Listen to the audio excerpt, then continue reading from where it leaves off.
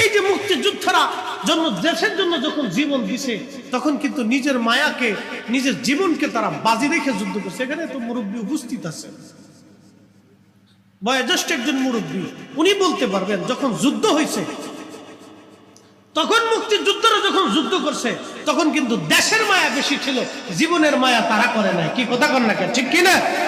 আর আমার দেশে যারা দুর্নীতি করে, চুরি করে, রাষ্ট্রের সম্পদ চুরি করে খায়, দিতে কইছে আপনার রাস্তায় রড দিয়ে দিছে বাস,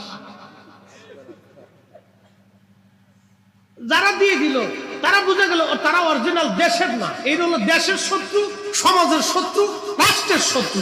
কি কথা কন না কেন, ঠিক কিনা? ও আমার দেশের মানুষ হইতে পারে না, মুসলমান আরো পরে কর। আলুর সময় যারা আলুর দাম বাড়াইলো সিন্ডিকেট করে, ও মানুষ যাত্রাবাড়ির মোড়ে আর গুলিস্তানের মোড়ে কাগজ উঁচে করে সিটকিনির কষা দিয়ে একবারে কায়দা মতো বাটাম চালানো